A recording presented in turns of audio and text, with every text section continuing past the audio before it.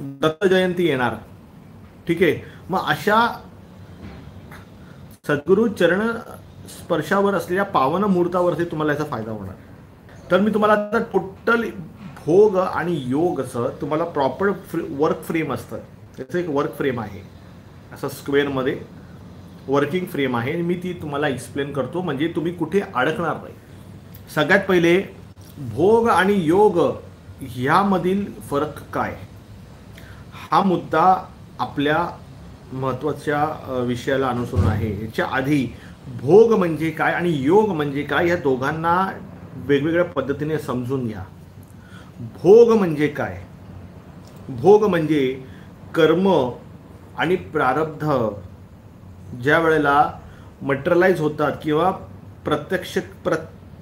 प्रत्यक्षीकरणावरती येतात, कर्म आणि प्रारब्ध, लक्षात घ्या, कर्म आणि प्रारब्ध हे ज्या वेळेला प्रत्यक्षीकरणामध्ये येतात तर त्या प्रत्यक्षीकरणाचे जे परिणाम असतात त्यांना भोग असं म्हणतात. कर्म आणि प्रारब्ध ज्या वेळेला प्रत्यक्षीकरणामध्ये ज्या वेळेला येतात आणि प्रत्यक्षीकरणामध्ये जे परिणाम असतात त्याला भोग असं म्हणतात. हा झाला भोग, ही झाली व्याख्या भोगाची. आता योग म्हणजे काय, हा, देहातील 16 तत्वांचा लय होणं याला योग असं म्हणतात. देहातील 16 तत्वांचा लय होणं याला योग असं म्हणतात. ठीक आहे, भोगची व्याख्या कळाली, आता योगची व्याख्या कळाली. आता भोगाचे प्रकार किती आहेत, भोगाचे टोटल 3 प्रकार आहेत जे मुख्य आहेत. 3 प्रकारच आपल्या जीवनामध्ये प्रॅक्टिकली आपण एक्सपिरियन्स करतो. सगळ्यात पहिले जे भोग आहे, ठीक आहे, ते आहे कर्मभोग. ठीक आहे, जे आपण कर्म केले त्याचा भोग आपल्याला आला, हे सगळ्यात पहिले कर्मभोग आहेत. ठीक आहे, ठीक आहे, जे कर्म आपण केले त्याचे रिॲक्शन आली, action is equal to reaction. मग ती रिॲक्शन आली, त्याचं जे भोग आहेत ते भोग आपल्या देहाला, आपल्या परिस्थितीला आपल्याला भोगावे लागतात. पहिले कर्मभोग आहे. दुसरं मनोमय भोग म्हणजे मानसिक भोग, मनाला यातना होणं, मनाला पीडा होणं, पण ते देहाच्या बाहेर न येणं म्हणजे मनोमय पीडेचं, अर्थात मनोमय भोगाचं कर्मभोगामध्ये रूपांतर न होणं आणि मनोमय भोगाचा जो त्रास आहे तो फक्त मनापुरती राहणं, याला म्हणतात मानसिक भोग. पहिला आहे कर्मभोग, केलेल्या कर्माचा आहे परिणाम. दुसरा आहे मानसिक भोग आणि तिसरा आहे दैविक भोग. हे 3 भोग आहेत. पहिला आहे कर्मभोग आहे, त्या कर्मामध्ये लक्षात घ्या, कर्मभोग जो पहिला मी सांगितला, पहिले कर्मभोग आहे, दुसरा मानसिक भोग आहे आणि तिसरा दैविक भोग आहे. पहिला जो कर्मभोग आहे, कर्माचे जे फळं आपण भोगतो त्याच्यामध्ये मग शारीरिक कर्म असतील, समजा मी जाऊन कुठल्या भिंतीला डोकं आपटलं, डोकं आपटणं जे कर्माचे जे भोग आहेत, मी हे जी ॲक्शन झाली आहे, भिंतीला जाऊन जोरा डोकं आपटलं, डोकं फुटलं, ब्लिडिंग आलं, मी त्याचे परिणाम भोगले, म्हणजे मी त्याचे भोग भोगले, की मी जी कृती केली, जे कर्म केले त्याचे मी भोग भोगले. पहिलं कर्मभोग आलं, जे कर्म केलं आहे ना, मी समोरच्याचं डोकं फोडलं किंवा समोरच्याला मारलं तर त्याचे भोग मला भोगायचे असतात. पहिले कर्मभोग शारीरिक भोग आहेत. दुसरं आर्थिक भोग आहेत. आर्थिक भोग म्हणजे कसं, कोणीतरी आपल्याला शेंडी लावली, आपल्याकडून पैसे उकळले, आपण कोणाला काहीतरी कामानिमित्त पैसे दिले, तो माणूस पळून गेला. ठीक आहे, घरामध्ये काही अनमोल वस्तू आहेत त्या चोरीला जाणं, आर्थिक नुकसान होणं म्हणजे आर्थिक भोगाचा परिणाम आहे. ठीक आहे, काही चांगल्या ठिकाणी आपण जमिनीमध्ये इन्व्हेस्ट केली, चला तिकडे आपण 1 लाख रुपये टाकून जमीन जी घेतली असते त्याची किंमत 50 लाख झाली, हे भोग आहे. तुम्ही आता ते भोगणार आहात, भोगवटादार आहात तुम्ही. भोगवटादार म्हणतात त्याला, सातब्यामध्ये पण भोगवटादार येतं. विषय कळाला, समजून घ्या मी विषय. पहिले आहे तुमचा कुठला कर्मभोग सांगितला, दुसरा आहे तुमचा मानसिक भोग सांगितला. तर कर्मभोगामध्ये शारीरिक भोग येतात, आर्थिक भोग येतात. सामाजिक भोग येतात, लोकांकडून उत्पीडन होणं, लोकांकडून तुम्हाला चिडवलं जाणं, ठीक आहे, हे सामाजिक भोग आहेत. समाजामध्ये राहून तुमची प्रतिमा जे कार्य करते त्याचे जे परिणाम आहेत ते समाजाच्या माध्यमातून तुम्हाला भोग रूपामध्ये प्राप्त होतात. तर हे 3 आहेत कर्मभोगामध्ये: शारीरिक भोग, आर्थिक भोग आणि सामाजिक भोग. हे सगळ्यात पहिलं मी तुम्हाला उदाहरण सांगितलं कर्मभोगाचं. दुसरं जे भोग आहेत ते मी तुम्हाला सांगितलं मानसिक भोग किंवा मनोमय भोग. मग मानसिक भोगामध्ये सगळ्यात पहिले कुठला भोग येतो? सगळ्यात पहिले येतं मानसिक भोगामध्ये डिप्रेशन, अर्थात तणाव. सगळ्यात पहिले मानसिक भोगाचा सगळ्यात पहिला जो त्रास आहे तो आहे डिप्रेशन, अर्थात तणाव येणं, मानसिक तणाव, डिप्रेशनमध्ये जाणं. हा सगळ्यात पहिला भोग आहे मानसिकचा. दुसरा भोग कुठला आहे मानसिकचा? तणाव. त्याच्यानंतर पुढचा जो भोग आहे त्याच्यामध्ये आहे मानसिक संतुलन बिघडणे. It is called a mental disorientation. मनाची एकाकार अवस्था नसणे, भटकणे. पहिले तुम्हाला सांगितलं डिप्रेशन सांगितलं, पहिले तणाव येणं जीवनामध्ये, काही कारणामुळे तणाव येत असेल. दुसरा मेंटल डिसओरिएंटेशन किंवा मानसिक संतुलन बिघडणे, मेंटल इम्बॅलन्स. समजून घ्या, पहिले डिप्रेशन येणं, दुसरं मेंटली इम्बॅलन्स होणं. ठीक आहे, ठीक आहे, हे दुसरं झालं. आणि तिसरं मनोमय भोगमध्ये तिसरं आहे की म्हणजे आपण एक फोबिया होणं. फोबिया म्हणजे काय की भीती वाटणं. मी हे नाही म्हणत की समोर काय दिसलं आणि भीती वाटली. अचानक काही समोर आलं, उंचीवर गेलो, खाली बघितलं, भयानक भीती आली, चक्कर आली. हा मानसिक भोग आहे. समोर काही असं अघटित घटना तुम्हाला पाहिल्या, समजा रेल्वे ट्रॅकवरती तुम्ही समजा कोणाचं मुंडकं उडालेलं तुम्ही डेड बॉडी पाहिली की तुम्ही ध्यास घेतला, तुम्हाला भीती वाटली. हा मनोमय भोग आहे. हा हे मनाचे कारक आहेत, हे भोगाचे कारक आहेत. सगळ्यात पहिले डिप्रेशन तुम्हाला सांगितलं, दुसरं मेंटल डिसऑर्डर सांगितलं, तिसरा एक फोबिया आहे. हा फोबिया जो आहे हा कुठलाही होऊ शकतो. ठीक आहे, मी हे नाही म्हणत की समोर भूतप्रेत दिसलं आणि भीती वाटली नाही. सिच्युएशन, तुम्हाला कुठल्या व्यक्तीची भीती वाटत असेल तर त्या व्यक्तीला तुम्ही बघाल तर पटकन तुम्ही घाबरून जात असाल. परिस्थिती बघितली तर तुम्ही घाबरून, घरासमोर कोणाच्या घरासमोर मयत आहे तर तुम्ही मयत बघून तुमच्या मनामध्ये धाकधूक धाकधूक धाकधूक धाकधूक होत असेल तर ते मानसिक भोग आहेत. हे मानसिक भोग आहेत. ठीक आहे, पहिलेच तुम्हाला मी सांगितले कर्मभोग सांगितले, दुसरं मी तुम्हाला सांगितलं मानसिक भोग सांगितले किंवा मनोमय भोग सांगितले. तिसरं मी तुम्हाला सांगतोय आहे, तिसरा जो भोग आहे ते आहे आपण म्हणतो त्याला दैविक भोग. हा दैविक भोग जो आहे हा कर्मभोग आणि मनोमय भोगापासून निराळा आहे, वेगळा आहे. मग दैविक भोगामध्ये सगळ्यात पहिला कुठला भोग असतो? कुलदेवतेचा शाप घरामध्ये. कुलदेवतेने रिंगणात बसवणं किंवा कुलदेवतेने शाप देणं, तर हा सगळ्यात पहिली भोग आहे. ठीक आहे, जो भोगावा लागतो पूर्ण घराला, दैविक भोग म्हणतात त्याला.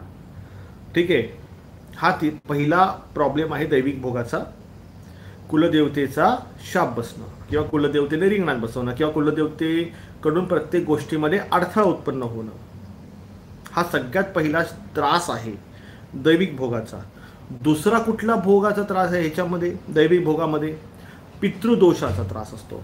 पितृभोग म्हणतात त्याला. पितरांचे जे भोग असतात तेच भोग सायकल फॉर्ममध्ये जन्माला आलेल्या त्या घरातल्या सदस्यांना लागू होतात. ह्याचं मी तुम्हाला उदाहरण पण देतो. पहिले तुम्हाला कुलदेवतेचं सांगितलं, कुलदेवतेचा शाप आहे किंवा कुलदेवतेने रिंगणात बसवणं आहे, कुलदेवत आडवं जाणं आहे, पहिला प्रॉब्लेम आहे दैविक भोगाचा. दुसरा त्रास कुठला आहे? पितरांचा त्रास आहे. तो पितरांचा जो त्रास आहे तो भोग आहे, तो त्या घरात जन्माला आलेल्या त्या कौटुंबिक सदस्यांना तो भोगावा लागतो. काही घरामध्ये कौटुंबिक सदस्यांमध्ये तुम्ही तुमच्या घरामध्ये एन्क्वायरी जर कराल तर एकच आजार सगळ्या घरामध्ये सगळ्यांना असतो. एकच आजार असतो सगळ्यांना, एकच घटना पूर्ण फॅमिलीजमध्ये घडत असते. तर हे जे धागेदोरे आहेत ते पितरांच्या भोगातून आलेले असतात, ते तुमच्या घरामध्ये उतरलेले असतात आणि तुम्ही सगळे ते भोग भोगत असता. पहिले कुलदेवतेचा भोग सांगितला, दुसरा पितरांचा भोग सांगितला, विषय समजला. तिसरा आहे वास्तूचा जो भोग असतो. ही वास्तू जी आहे, ज्या वास्तूमध्ये तुम्ही राहता ती वास्तू दिशा आहे, विदिशा आहे, दिशा तिच्या कापलेल्या आहे, नको त्या दिशेला टॉयलेट बाथरूम बांधलेलं आहे, नको त्या दिशेला पाण्याचा साठा आहे, परत स्वयंपाकघर नको त्या दिशेला आहे, घराची एंट्री नको त्या दिशेला आहे, घराच्या पुढच्या आवारात काय आहे, घराच्या मागे काय आहे, घराच्या बाजूला काय आहे, या सगळ्या गोष्टी मॅटर करतात. मग तो वास्तू दोषाचा भोग जो असतो त्या घराच्यानं लागतो. आता माझ्याकडे अपॉइंटमेंट झालं, त्याच्यामध्ये सुद्धा वास्तूमध्ये जो त्रास झाला त्यातूनच घरामध्ये आजार पण पकडलेले आहेत, त्यातूनच घरामध्ये कॅन्सरसारखे खूप गंभीर आजार झालेले आहेत. तर हे भोग जे आहे, भोग त्याच्यामध्ये टोटल 3 प्रकारचे भोग आहेत. पहिले आहे तुमचे कर्मभोग, दुसरा मानसिक भोग, तिसरा दैविक भोग. कर्मभोगामध्ये मी तुम्हाला सांगितलं, मानसिक भोगाचं पण सांगितलं आणि दैविक भोगाचं पण तुम्हाला मी 3 गोष्टी सांगितल्या. हे झाले भोग. कळलं? तर भोग आणि योगमध्ये आता काय फरक आहे ते सांगतो, म्हणजे तुम्हाला कळेल मी काय म्हणतो. आतापर्यंत जे एक्सप्लेनेशन दिलं ते तुम्हाला लोकांना टॅली करता येईल. ठीक आहे. भोग म्हणजे डिफरन्शिएशन, म्हणजे विघटीकरण म्हणजे विघटन होणं, म्हणजे डिफरन्शिएशन होणं, विखुरले जाणं. म्हणजे एक वस्तू आहे, ही वस्तू आहे, या वस्तूचं विघटन होणं म्हणजे बारीक त्याचे कण तयार होणं. या वस्तूचं विघटन होणं म्हणजे ही वस्तू पसरणे, डिफरन्शिएट होणं. या वस्तूला तुम्ही फोडून तिचे भुकटी करणं, पावडर करणं, हिला म्हणतात विघटन. तर भोग मीन्स डिफरन्शिएशन. तुम्ही काय करता, तुम्ही जन्माला आल्यानंतर लहानाचं मोठे होता, समज येते, लग्नाच्या आधी नको ते धंदे, लग्नानंतर नको ते धंदे, आहे की नाही. मग ह्याच्यामध्ये काय होतं, ह्याच्यामध्ये आपली जी प्रकृती आहे, ही जी प्रकृती आहे ती विघटन होतं, ती ब्रेक होते. कशामध्ये ब्रेक होते? विषय भोगामध्ये ब्रेक होते, काम भोगामध्ये. विषय जे भोग असतात त्याच्यामध्ये मग ते तुमचा पहिला जो भोग मी सांगितला तोच भोग याच्यामध्ये आहे. विषय भोग लिप्त आहात, विषयामध्ये इंटरेस्ट घेता, चर्चेमध्ये इंटरेस्ट घेता, चर्चा करण्यात खूप इंटरेस्ट. काही लोकांचं अध्यात्म चर्चेवर चालतं, काही लोकांचं अध्यात्म फक्त चर्चेवर चालतं. त्यांना चर्चा केली की त्यांना असं वाटतं की आम्ही अध्यात्म केलं. हा मोठा गोड गैरसमज आहे. हा मोठा गोड गैरसमज आहे की लोकांना असं वाटतं की आम्ही चर्चा केली, आम्ही फार मोठा अध्यात्मात तीर मारला. हा फार मोठा गैरसमज आहे. मग विघटन होणं म्हणजे मनाचं, शरीराचं विघटन होणं, त्याला म्हणतात भोग. बॉडी विखुरली जाते, वैचारिक स्वरूपामध्ये विखुरली जाते, शारीरिक स्तरामध्ये बॉडीचे पूर्णपणे जे काही स्पिरिट्स आहेत, बॉडीची अभिव्यक्ती आहे, बॉडीचा सूक्ष्म देह आहे तो विखुरला जातो. त्याने काय होतं की फक्त आणि फक्त स्थूल देहाचा कारक जो आहे तोच फक्त श्वासापुरती जीवन जगत असतो. श्वास संपले, शरीर संपलं. भोग म्हणजे डिफरन्शिएशन. योग म्हणजे काय? योग म्हणजे इंटिग्रेशन. भोग आणि योग हे नदीचे 2 किनारे आहेत जे कधीही एकत्र येऊ शकत नाहीत. हे 2 किनारे आहेत. हा भोगचा किनारा आहे आणि हा योगचा किनारा आहे आणि मधून प्रवाह आहे. मग भोग जो आहे, हा जो भोग आहे हा डिफरन्शिएट करणारा आहे, हा डिफरन्शिएशनवर चालतो. हा जो आहे हा इंटिग्रेशनवर चालतो. इंटिग्रेशन म्हणजे काय? कोण सांगेल मला? एकत्रीकरण, लय होणं.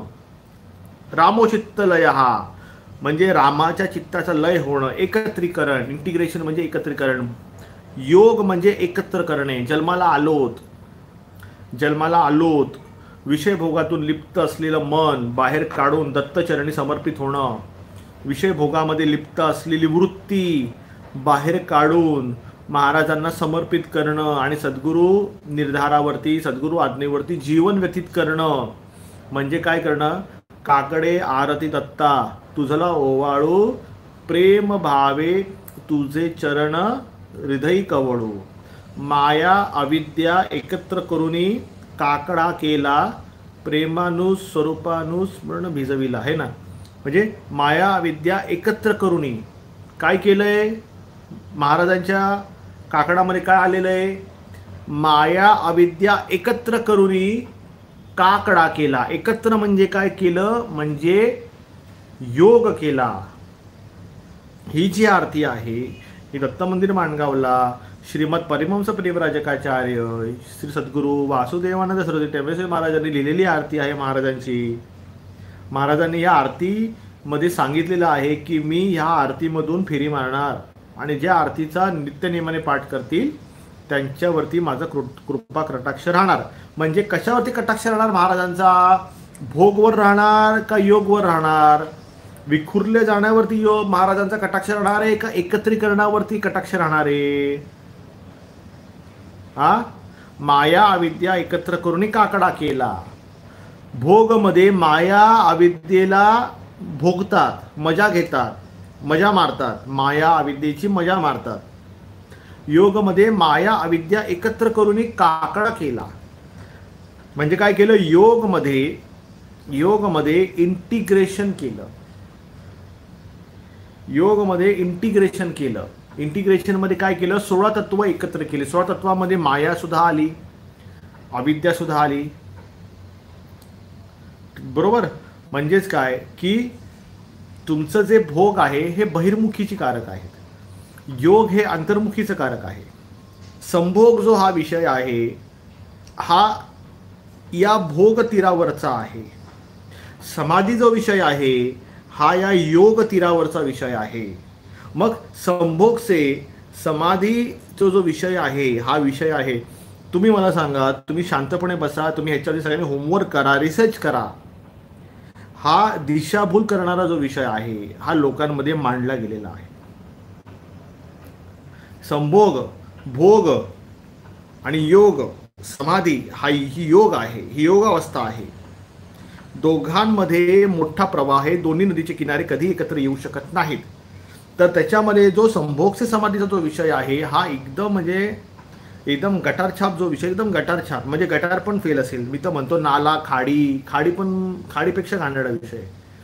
संभोग से समाधी हा खाडीपेक्षा घाणेरडा विषय आहे, सांगण्याचा अभिप्राय माझा आहे. तर त्याच्यामध्ये संभोग से समाधी हा विषय नाही येत, त्याच्यामध्ये संयोग से समाधी हा विषय येतो. संयोग, न्यास, संन्यास, योग, संयोग, मुख, सन्मुख. तुम्हाला विषय कळायला फक्त आणि फक्त काय केलं? जिकडे संयोग से समाधी व्हायला पाहिजे तिथे संभोग लावून टाकलं. तुमच्या कामाला, तुमच्या आयुष्याच्या मागे संभोग लावून टाकलं. म्हणजे तुम्ही आयुष्यात कधीही तुम्ही सद्मार्गावर चालू शकत नाही, म्हणून हे अशा मागे तुमच्या हे लावून टाकलं. चला, शब्दाचा असा फेरबदल केला ज्या शब्दाने प्रकृती बनते, बिघडते, त्या शब्दाचा खेळ मांडला आणि लोकांच्या जीवनाचा खेळ झाला. लोकांच्या जीवनाचा खेळ झाला. विषय कळाला? मग त्याच्यामध्ये संयोग से समाधि होती है, संभोग से समाधि नहीं होती है. संभोग से समाधि नहीं होती है, संयोग से समाधि होती है. ठीक आहे. भोग आणि योग वरती तुमचे सगळ्यांचा होमवर्क तुम्ही करा, नोट्स क्रिएट करा. महिला वर्गांनी, पुरुष वर्गांनी भोग आणि योग वरती सेपरेट 2 वह्या बनवा. मी सांगतो तुम्हाला जर खरोखर महाराजांची प्राप्ती पाहिजे, दत्त महाराजांकडून जर तुम्हाला अनुग्रहाची अपेक्षा असेल तर आजच सुरुवात करा आणि 2 सेपरेट वह्या कोणाला न दाखवणाऱ्या तुमच्या स्वतःच्या वह्या किंवा डायरी टाईप, योग आणि भोग, किंवा एकाच वहीच्या पुढच्या बाजूनी भोग लिहायला असतो की भोगाचा पाडा लय मोठा आहे, तो संपता संपेना. आणि योगचा पाडा त्याच्यापेक्षा मोठा आहे पण त्याची कधी सुरुवात होईना. त्या अर्थी पुढच्या बाजूने भोगाची सुरुवात करा, मागच्या बाजूने योगाची सुरुवात करा. बघूया वही तुमची कुठून भरते. विषय कळाला का मी काय बोललो? एकच वही करा, एकदम भारी ऑप्शन आहे तो. लक्षात घ्या, 100 पानी वही केली तरी चालणार आहे. तुमची कॅपॅसिटी जशी आहे, जसं मी तुम्हाला गुरुवारी सांगितलं महिला वर्गांना की अरण्यात जाण्यापेक्षा घरामध्ये मोठाचा मोठा सोनी ब्रावी असा टीव्ही लावा, म्हणजे घरामध्ये तो टोटल अरण्याचा फील येईल आणि सेफ्टी पण आहे, सिक्युरिटी पण राहील. आता अजून आज एक विषय सांगतो, भोग आणि योगाला अनुसरून एक सांगतो. घरामध्ये साहेबांना सांगा तुमच्या, किंवा जे वडील आहेत, भाऊ आहेत, त्यांना सांगा की आम्हाला आजच्या आज 100 पानी वही पाहिजे. एवढीशी छोटीशी 100 पानी. ती ती चहावाल्याची लाला टाईप असते ना चोपडी, ती नका घेऊ, मस्त मोठी अशी वही घ्या जी शाळेमध्ये मुलांना आपण देतो लिहायला. हा, शाळेमध्ये आपण मुलांना लिहायला देतो ना, एकच वही घ्या, 2 वही घेऊ नका, का की 2 वह्या मॅनेज करणं तुम्हाला खूप त्रास होईल. आत्ता मी तुम्हाला सांगतो, आणि एवढं भारी सांगतो तर तुम्ही लक्षात घ्या मी काय म्हणतो. वही घ्या. आज रविवार आहे, आज काळ भैरवचा वार आहे, आज संत बाळूमामा, सद्गुरू बाळूमामांचा आज फार मोठा दिवस आहे. ठीक आहे, तर सद्गुरू स्मरण करून आज वही तयार करा. वरती लिहून टाका श्री दत्त ओम काळ भैरवाय नमा श्री स्वामी समर्थ. वर लिहून टाकायचं. म्हटलं महाराज ही वही माझी नाही, ही वही जी आहे ही वही माझ्या या प्रकृतीचं आणि माझ्या या पुरुषाचं माझं हे एक प्रतिबिंब आहे, जे आज मी तुमच्या पायी ठेवलेलं आहे. आता ह्याच्यामध्ये काय लिहायचंय आणि काय नाही लिहायचंय हे सगळं तुमच्या हातात आहे महाराज. मला काही माहिती नाही, मी माझ्या प्रकृतीला ओळखत नाही, मी माझ्या पुरुषाला ओळखत. विषय कळाला. वहीचं कसं तुम्ही पॅरामीटर चेक करणार ते सांगतो. सुरुवात तुम्ही भोगपासून करा, काही जन्माला आल्यापासून भोगच भोगत असतो. वहीच्या सुरुवातीपासून श्रीदत्त नामाने भोगाची सुरुवात करा. मी काल तुम्हाला ते पारायणामध्ये सांगितलं की प्रत्येक ओवीच्या अंती मग तुम्ही कुठला ग्रंथ वाचा, कुठलं जीवन जगा, चालता फिरता उठता बसता हाकता मुतता फक्त आणि फक्त श्रीदत्त. हा, मग भोग जो आहे पुढच्या वहीच्या पानापासून भोगचे प्रकार, भोगचा अभ्यास करा. दिवसभरामध्ये काय भोग भोगले एका शब्दामध्ये मांडा. हा, सुरुवात भोगपासून करा. हा, त्याच्यानंतर दिवसभरामध्ये भोग भोगताना महाराजांची सेवा कशी झाली, महाराजांकडून कशा पद्धतीने आपल्याला इंट्युशन्स आले, काळ भैरव सरकारने आपल्याला कशा पद्धतीने पाळलं, कसं पोचलं, याची सुरुवात पाठीमागून करा. हा, आणि भरते वही कुठून बघा. पुढून भोग भोगताना वही तुमची भरते का पाठीमागून योगचा आनंद घेताना तुमची वही भरते, तुम्ही मला सख्याने सांगा. एक 100 पानी वही करा. मला वाटतं 100 पानी वही तुमची एका महिन्यात भरून जाईल. आणि मला सांगा की भोगाची परिभाषा तुमच्या वहीमध्ये जास्त मांडली गेली, योगची परिभाषा कमी मांडली गेली का? भोग कमी होते आणि योगची परिभाषा मागून पुढपर्यंत आली आणि त्यांनी भोगावरती अतिक्रमण केलं. तुम्हा लोकांना कशी वाटली संकल्पना मला सांगा आत्ताच्या आत्ता. एका वहीमध्ये एका महिन्याचा हा तुमचा प्रयोग तुमच्या जीवनाचा. ती वही कोणाला दाखवायची नाही. फक्त मी जे बोलेल ते लिहायचं नाही ना, तर काय बसाल वही घेऊन आणि दादा बोलले तर पटापट मागून योगचं सगळं लिहून घेते आणि दादाला मी टोटल वही 100 पानाची योगमध्ये भरून दाखवते म्हणजे मी योगी. असं नाही. तुमची आत्मसाक्षी आहे, तुमचा आत्मा साक्षीला आहे. तुमच्यासोबत घडणाऱ्या घटना एका शब्दामध्ये तुम्हाला रोज मांडायच्या आहेत. मग त्या भोगच्या पॅरामीटरने तुमची वही भरते का पाठीमागून योगच्या पॅरामीटरने तुमची वही भरते पुढपर्यंत, ते सगळं तुम्ही मला वही भरल्यानंतर सांगणार. कशी वाटली एका वहीची संकल्पना. जीवनाचा पाडा तुमच्या एका वहीमध्ये येणार म्हणजे तुमचं आध्यात्मिक जीवन योग स्वरूपातलं, तुमचं भौतिक जीवन भोग स्वरूपातलं, दोघांमध्ये मांडलं जाईल. कशी वाटली संकल्पना. म्हणजे आज तुमच्यापैकी किती जण वही बनवणार आहे. 100 पानी बनवायची आहे. मस्त महाराजांचं कव्हर वगैरे लावा, मस्तपैकी त्याला वरती सुंदर अक्षरामध्ये महाराजांचं नामस्मरण लिहा आणि भोगामध्ये प्रत्येक ठिकाणी श्रीदत्त नामस्मरण करून भोगचा पाडा लिहायला सुरुवात करा आणि पाठीमागून योगचा पाडा लिहायला सुरुवात करा. बघूया पुढून पाठीमागपर्यंत भोगचा पाडा भरतो का पाठीमागून योग पासून ते पुढपर्यंत योगचा पाडा भरतो. चला वही लिहायला सुरुवात करा आणि वही ठेवा. नाहीतर काय होतंय घरामध्ये पुरुष वर्गांसाठी सांगतो, महिला वर्गांपासून आपल्या वस्तू वाचून ठेवायच्या असतात. नाहीतर मग त्यांचा तपास असतो, अरे हे काय आहे, मग लपवलं की जास्त उत्सुकता वाढते. मग वही अशा ठिकाणी ठेवा की तिकडे तुमच्या बॅगेमध्ये किंवा तुमच्या ड्रॉवरमध्ये कोणी हात घालणार नाही. 24 तासामध्ये 5 मिनिटं देऊन फक्त लिहायचं. एक चांगली लाल शाईचं पेन सोबत ठेवायचं. एक वही बनवा, स्वतःची वही.